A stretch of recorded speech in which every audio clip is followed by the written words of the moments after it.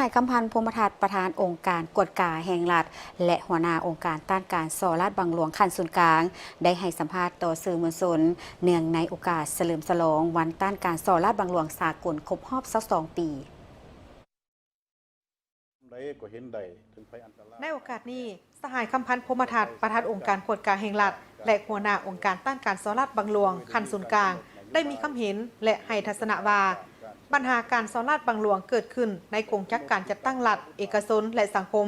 เป็นภัยอันตรายที่ส่งผลกระทบสร้างความเสียหายและกดน่วงทวงดึงที่ห้ายแหงต่อกับการพัฒนาเศรษฐกิจสังคมของประเทศต่างๆบ่ว่าจะเป็นประเทศน้อยหรือใหญ่ประเทศทุกยากหรือห่างมีก็ตาม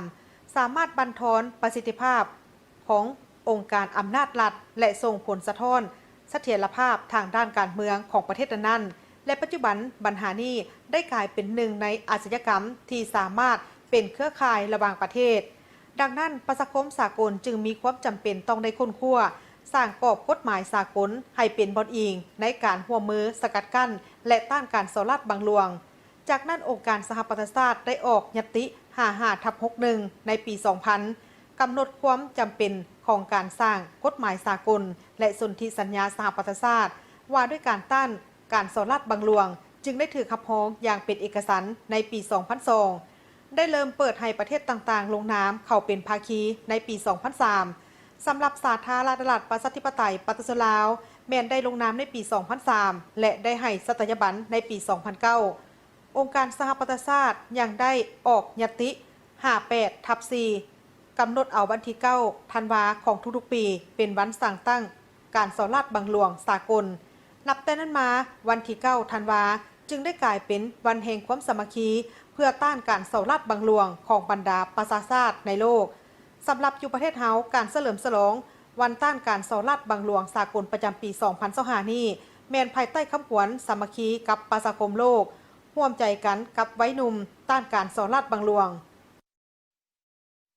สปป.ลาวพวกเฮาย่ำใดก็เห็นได้ถึงภัยอันตรายหายแห้งแล้วจะใส่สกัดกั้นและต้านการส่อราชบังหลวงโดยได้มีการกำหนดนโยบายและยุทธศาสตร์ต้านการส่อราชบังหลวงได้กำหนดที่ตั้งพระบทบาทขององค์การกวดกาแห่งรัฐเขาในรัฐธรรมนูญได้ปรับปรุงกฎหมายว่าด้วยกวดการรัฐกฎหมายต้านการส่อราชบังหลวงได้กำหนดมาตรการลงโทษในประมวลกฎหมายอาญากฎหมายและนิติกรรมหลุมกฎหมายที่เกี่ยวของอื่นๆได้สร้างตั้งองค์การกวดการรัฐและต้านการส่อราชบังหลวงอยู่ขั้นศูนย์กลางกระทรวงองค์การแขวงนครหลวงเมืองนครและหากฐานต่างๆได้มีการร่วมมือแลกเปลี่ยนบทเรียนประสบการณ์กับต่างประเทศในกรอบของสนธิสัญญาสหประชาชาติว่าโดยการต้านการส่อราชบังหลวงหรือ UNCAC อาเซียนแพ็กและร่วมมือ2 ฝ่ายกับประเทศใกล้เคียง5 ประเทศเช่นร่วมมือกับสส.เวียดนามสป.จีนราชอาณาจักรกัมพูชาราชอาณาจักรไทยเมียนมาและอินโดนีเซียผ่านการเคลื่อนไหวเวงานกวดกาต้านการส่อราชบังหลวงใน5 ปีผ่านมาเราสามารถได้ผลสำเร็จหลายด้านเป็นต้นได้สำเร็จการค้นคว้าสร้างและปรับปรุงนิติกรรมออกวารสารกวดกาได้รับต้อนและให้คำปรึกษาแก่ประชาชนรับและค้นคว้าคำห้องของประชาชนกวดกาการบริหารรัฐโดยเฉพาะกวดกาบรรดาโครงการลงทุนของรัฐกวดกาการขุดค้นและส่งออกแห่ทาสกวดกาการนำใส่ของทุนทางกวดกาเกี่ยวกับการคุ้มครองเขตเศรษฐกิจพิเศษกวดกาโครงการปรับปรุงก่อสร้างระบบน้ำประปานครหลวงกวดกาการนำเข้าน้ำมันเสือไผ่ที่มีการยกเว้นภาษีกวดกาการคุ้มครองและนำใส่เงินกู้ยืมของรัฐบาลกวดกาการนำเข้าและคุ้มครองสารเคมีกวดกาฐานไล่หับของหัวหน่วยธุรกิจกวดกาการออกใบตดินและการเสียภาษีที่ดิน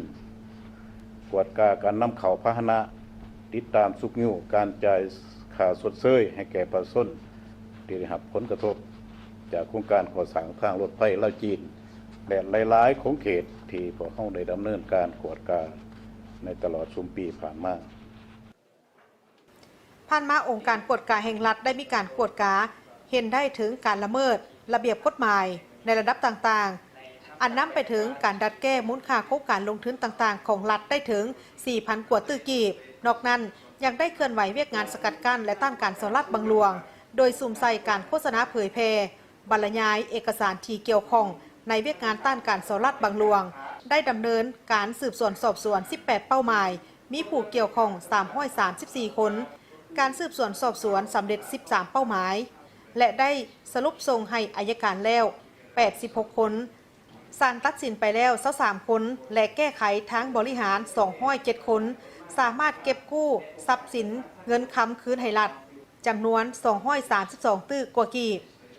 พร้อมนั้นยู่แฮงและให้ทุกกำลังเพื่อดำเนินการติดตามกวดกาสกัดกั้นและต้านการสอลัดบังหลวงตามพระราชบทบาทขององค์การกวดกาสมทบกับองค์การจัดตั้งอื่นๆและทั่วสังคมโดยปฏิบัติตามคำขวัญกวดกาทั่วถึงเลิกซึงโปร่งใสแก้ไขปัญหาถูกต้องเด็ดขาดทันเวลาและเป็นธรรมยกสูงคุณสมบัติศีลธรรมปฏิบัติจรรยาบรรณจรรยธรรมความรู้ความสามารถของพนักงานกวดกาหันเวียกงานกวดกาและต้านการสอดลาดบังหลวงเป็นทันสมัยสุกยู่องค์การกวดกาภาครัฐแต่ละคันให้เคลื่อนไหวมีประสิทธิผลสูงนำความรับผิดชอบการเมืองของบุคคลเกี่ยวข้องเก็บกู้ผลเสียหายให้ครบถ้วน